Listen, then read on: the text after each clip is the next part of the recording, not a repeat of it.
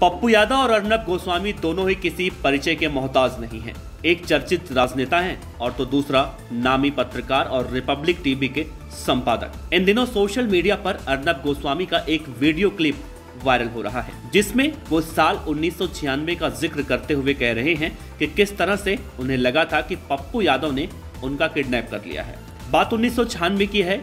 ये एक ऐसा दौर था जब समाचार सुनने के बहुत कम माध्यम थे, जैसे ऑल इंडिया रेडियो, दूरदर्शन और बीबीसी। बीबीसी ही एकमात्र ऐसा प्लेटफॉर्म था जिस पर पूरी दुनिया भरोसा करती थी। अर्नब गोस्वामी इन दिनों पत्रकारिता जगत में नए आए थे और द टेलीग्राफ के साथ अपने करियर की शुरुआत की थी। उसी दौरान बिहार में चुनावी कवरेज के लिए जाना था, तो अर्नब गोस्वामी एनडीटीवी इंडिया के लिए बिहार चुनाव कवर करने के लिए जाते हैं।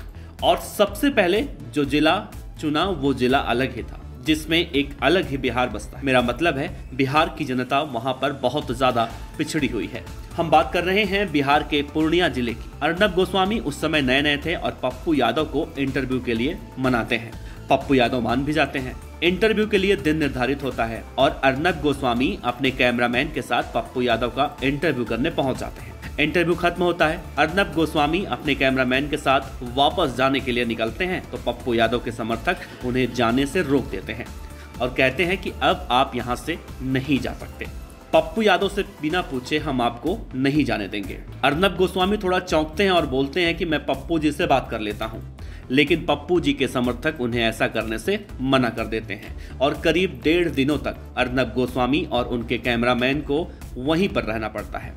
इस दौरान अर्नब गोस्वामी का कैमरामैन कहता है कि अर्नब, हम तो किडनैप हो चुके हैं। अर्नब गोस्वामी ने इस वीडियो में जिक्र करते हुए कहा है कि मुझे तो इतना डर लग रहा था कि किडनैप होने के बाद अब तो आंखें निकाल ली जाएंगी, हाथ काट लिए जाएंगे। लेकिन अगले ही दिन जब पप्पू यादव एक चुनावी सभा करते हैं, उस दौरान लोग नीचे बैठे रहते हैं और पप्पू यादव मंच पर ऊपर खड़े रहते हैं। तो पप्पू यादव कहते हैं कि वो जो लड़का बैठा हुआ है वो बीबीसी से है और बीबीसी ने ग्राउंड जीरो रिपोर्ट की है, जिसमें कहा है कि इस बार तो पप्पू यादव जीतेगा।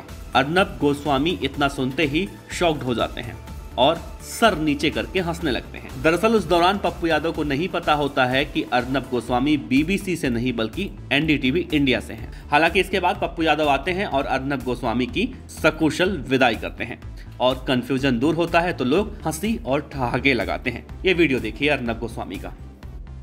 96 and I'll only tell you about my experiences. I went to Bihar to cover my first election. I was young, idealistic, and I wanted to make a change.